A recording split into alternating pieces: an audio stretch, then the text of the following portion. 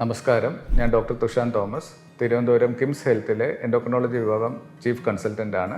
ഡയബറ്റീസിന് ട്രീറ്റ്മെൻറ്റിലിരിക്കുന്നവരും തൈറോയിഡിൻ്റെ ചികിത്സയിലിരിക്കുന്നവരും pregnancy plan ചെയ്യുമ്പോൾ എന്തൊക്കെ ശ്രദ്ധിക്കണം, ആ കാര്യമാണ് ഞാൻ ഇന്ന് പറയാൻ ഉദ്ദേശിക്കുന്നത്. കാരണം ഇപ്പോൾ ഒത്തിരി പേർക്ക്, പ്രത്യേകിച്ച് ആ ഒരു യങ് ഏജ് ഗ്രൂപ്പിൽ, ഇപ്പം റിപ്രൊഡക്റ്റീവ് ഏജ് ഗ്രൂപ്പിൽ ഒത്തിരി പേർക്ക് ഡയബറ്റീസും തൈറോയിഡിൻ്റെയും പ്രോബ്ലംസ് വരാറുണ്ട്. പണ്ട് ഈ ഏജ് ഗ്രൂപ്പിൽ നമ്മൾ ഡയബറ്റീസിൽ മെയിൻലി ടൈപ്പ് 1 ഡയബറ്റീസേ കാണാറുള്ളായിരുന്നു. പക്ഷേ ഇപ്പം ഈ ഏജ് ഗ്രൂപ്പിൽ ടൈപ്പ് 2 ഡയബറ്റീസ് കാണാറുണ്ട്. ടൈപ്പ് 2 ഡയബറ്റീസ് ഉള്ളവർ ഡയബറ്റീസിനായിട്ട് പലപ്പോഴും ടാബ്ലറ്റ്സ് ആയിരിക്കും എടുക്കുന്നത്. അപ്പോൾ ഇതിൽ ചില ടാബ്ലറ്റ്സ് ഒക്കെ പ്രഗ്നൻസിയുടെ സമയത്ത് ചിലത് മാറ്റേണ്ടി വരും. അങ്ങനെ കുറച്ച് കാര്യങ്ങൾ ശ്രദ്ധിക്കേണ്ടതുണ്ട്. അപ്പോൾ അതെന്തൊക്കെയാണെന്നുള്ളത് നമുക്ക് നോക്കാം. ആദ്യം ഞാൻ ഡയബറ്റീസിനെ പറ്റി പറയാം. ഇപ്പോൾ ഒന്നാമത് ഏറ്റവും ശ്രദ്ധിക്കാനുള്ളത് ഡയബറ്റീസ് നല്ല കൺട്രോൾ കൊണ്ടുവരിക എന്നുള്ളതാണ്. പ്രഗ്നൻസി പ്ലാൻ ചെയ്യുമ്പോൾ തന്നെ ഡയബറ്റീസ് കൺട്രോളിലായിരിക്കണം. ഇപ്പോൾ നമ്മൾ ഷുഗറിൻ്റെ ഒരു 3 മാസത്തെ ആവറേജ് ഉണ്ട്, HbA1c. HbA1c പ്രഗ്നൻസിക്ക് മുമ്പ് ഒരു 7-ൽ താഴെ കൊണ്ടുവരണം. ഒരു 6.5-ൽ താഴെ വരുത്തിയാൽ വളരെ നല്ലത്. മിനിമം ഒരു 7-ൽ താഴെ കൊണ്ടുവരാൻ നോക്കണം. എന്ന് വെച്ചാൽ നമ്മുടെ ഷുഗർ ലെവൽസ് നല്ല കൺട്രോളായിരിക്കണം, എന്നിട്ടേ പ്രഗ്നൻസി പാടുള്ളൂ. അല്ല, ഈ ഷുഗർ കൂടി നിൽക്കുന്ന സമയത്ത് പ്രഗ്നൻ്റ് ആയാലുള്ള പ്രശ്നങ്ങൾ, കുട്ടിക്ക് ജനിക്കുന്ന സമയത്ത് ചില വൈകല്യങ്ങൾ ഉണ്ടാവാൻ സാധ്യത കൂടുതലാണ്. പ്രത്യേകിച്ച് ജന്മന ഉണ്ടാകുന്ന ഹൃദയ സംബന്ധമായിട്ടുള്ള അസുഖങ്ങൾ, നാഡീവ്യൂഹങ്ങളെ ബാധിക്കുന്ന അസുഖങ്ങൾ, സ്പൈന ബൈഫിഡ, സേക്രലൈജനസിസ്, അങ്ങനെ ചില അസുഖങ്ങൾ, ഇതൊക്കെ വരാനുള്ള സാധ്യത കൂടുതലാണ്. ഇപ്പോൾ ഡയബറ്റീസ് കൺട്രോൾ അല്ലെങ്കിൽ കുട്ടിക്ക് ജനിക്കുമ്പോൾ ഹൃദയത്തിനും നെർവസ് സിസ്റ്റത്തിനുമുള്ള അസുഖങ്ങൾ വരാൻ ചാൻസ് ഉള്ളതുകൊണ്ട് ഡയബറ്റീസ് പ്രഗ്നൻസിക്ക് നല്ല കൺട്രോളായിരിക്കണം.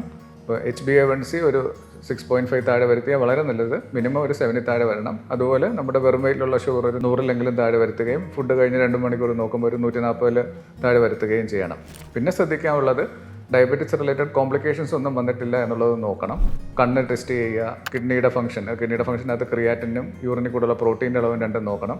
അപ്പോൾ കോംപ്ലിക്കേഷൻസ് ഏതെങ്കിലും വന്നിട്ടുണ്ടെങ്കിൽ അതിനകത്ത് ആവശ്യമുള്ള ട്രീറ്റ്മെൻറ്റ് എടുത്തിട്ടേ പ്രഗ്നൻസി പ്ലാൻ ചെയ്യാൻ പാടുള്ളൂ. പിന്നെ ഉള്ളത് ചില മെഡിസിൻസ്, നമ്മൾ എടുക്കുന്ന ചില മെഡിസിൻസ് പ്രഗ്നൻസിയിൽ നമുക്ക് യൂസ് ചെയ്യാൻ ഇപ്പം റെഗുലേറ്ററി അപ്രൂവൽ ഉള്ളതല്ല. കാരണം അത് പ്രഗ്നൻസിയിലധികം പഠനം നടത്തിയിട്ടുള്ള മെഡിസിൻസ് ആയിരിക്കത്തില്ല. അപ്പോൾ ചില മെഡിസിൻസ് നമുക്ക് സ്റ്റോപ്പ് ചെയ്യേണ്ടി വരും. ഇപ്പോൾ ഡയബറ്റീസിൻ്റെ കാര്യത്തിൽ ഇൻസുലിനും മെറ്റ്ഫോമിനും, ഈ 2 മെഡിസിൻസ് മാത്രമാണ് നമുക്ക് പ്രഗ്നൻസിയിൽ ഇപ്പം യൂസ് ചെയ്യാൻ അപ്രൂവൽ ഉള്ളത്. അപ്പോൾ ഈ 2 മെഡിസിൻസ് ഒഴിച്ചുള്ള മെഡിസിൻസ് എടുക്കുന്നവരിൽ ഇത് രണ്ടിലോട്ടും മാറ്റം വരുത്തേണ്ടി വരും. അപ്പം ഡയബറ്റീസിന് മെഡിസിൻസ് വെച്ച് ട്രീറ്റ് ചെയ്തുകൊണ്ടിരിക്കുന്നവർ അവർ ചികിത്സിക്കുന്ന ഡോക്ടറുമായിട്ട് ഡിസ്കസ് ചെയ്ത് പ്രഗ്നൻസിക്ക് മുമ്പേ ഇത് മാറ്റുന്നതായിരിക്കും നല്ലത്. അതുപോലെ തന്നെ BP-ക്ക് ഉപയോഗിക്കുന്ന ചില മെഡിസിൻസ് നമുക്ക് പ്രഗ്നൻസിയിൽ യൂസ് ചെയ്യാൻ പാടില്ല. അപ്പോൾ അത് മാറ്റേണ്ടി വരും. കൊളസ്ട്രോളിൻ്റെ മെഡിസിൻസ് ചേഞ്ച് വരുത്തേണ്ടി വരും.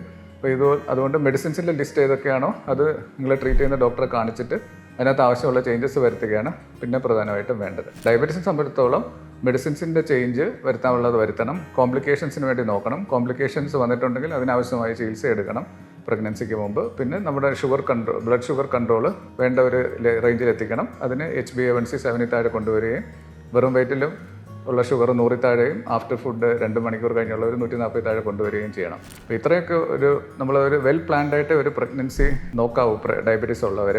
അല്ലാതെ ഒരിക്കലും പ്രഗ്നൻ്റ് ആയതിനു ശേഷം നമ്മൾ ഡയബറ്റീസിൻ്റെ ചികിത്സയിൽ മാറ്റം വരുത്താൻ അങ്ങനെ വിചാരിക്കരുത്. നേരത്തെ തന്നെ കൺട്രോളാക്കി വേണ്ട ചേഞ്ചസ് വരുത്തിയിട്ടേ പ്രഗ്നൻസി പ്ലാൻ ചെയ്യാൻ പാടുള്ളൂ. രണ്ടാമത് തൈറോയിഡിനെ സംബന്ധിച്ചിടത്തോളം ഉള്ള കാര്യം കൂടാണ് ഞാൻ ഡിസ്കസ് ചെയ്യാൻ ഉദ്ദേശിക്കുന്നത്. ഇപ്പോൾ ഒത്തിരി പേർക്ക് തൈറോയിഡിനും ചികിത്സ എടുക്കേണ്ട ആവശ്യം വരാറുണ്ട്.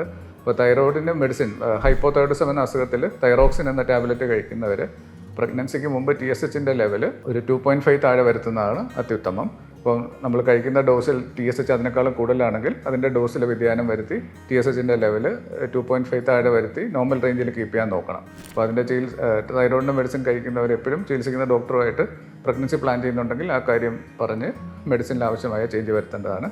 അതുപോലെ തന്നെ അത്ര സാധാരണമായിട്ടോ കാണുന്ന അല്ലെങ്കിൽ ഹൈപ്പർ തൈറോയിഡിസം എന്ന അസുഖത്തിൽ ചികിത്സ എടുക്കുന്നവരും തൈറോയിഡിൻ്റെ ഫംഗ്ഷൻ നോർമലാണെന്ന് ഉറപ്പുവരുത്തണം. ഹൈപ്പർ തൈറോയിഡിസത്തിന് യൂഷ്വലി യൂസ് ചെയ്യുന്ന ടാബ്ലറ്റ് PTU, നിയമറക്കസോൾ, ഈ 2 ടാബ്ലറ്റ്സ് ആണ്. അപ്പോൾ ആ മെഡിസിൻസിൻ്റെ കാര്യത്തിൽ എന്തെങ്കിലും ചേഞ്ചസ് വരുത്തണമോ എന്നുള്ളത് ചികിത്സിക്കുന്ന ഡോക്ടറുടെ തീരുമാനത്തിന് വിടേണ്ടതാണ്. തൈറോയ്ഡ് ഫംഗ്ഷൻ നോർമലായിട്ട് കീപ്പ് ചെയ്യുകയും വേണം. അപ്പം ഇത് രണ്ടുമാണ് എനിക്ക് പ്രധാനമായിട്ടെന്ന് പറയാനുള്ളത്. ഡയബറ്റീസിനെ സംബന്ധിച്ചിടത്തോളം തൈറോയിഡിനെ സംബന്ധിച്ചിടത്തോളം ഒരു പ്രഗ്നൻസി പ്ലാൻ ചെയ്യുന്നതിന് മുമ്പ് നമുക്ക് വേണ്ട മുൻകരുതലുകൾ എടുത്താൽ പ്രഗ്നൻസിയിൽ കോംപ്ലിക്കേഷൻസ് വരുന്നത് ഒഴിവാക്കാൻ പറ്റും. Thank you.